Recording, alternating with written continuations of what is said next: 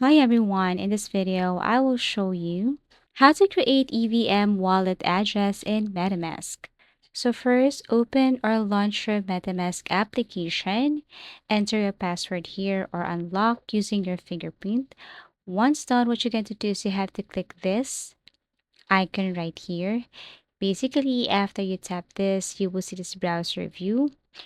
You have to go to the search icon or the search bar, and what you're going to do is you have to simply type this one, coredao.org. So you have to follow this coredao.org and then click this.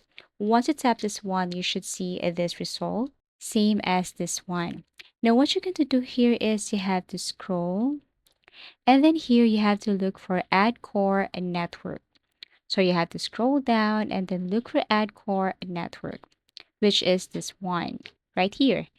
Okay, so tap this one and then you have to wait for a couple of seconds again. It will take you directly to another page. Now you can read the following here and then tap confirm. And then after that, you have to wait again and basically click this switch network. So new network added, tap this one. As you can see, there's a success. Click got it. And then after that, what you're going to do next is you have to go back to your homepage or you have to go back to your MetaMask.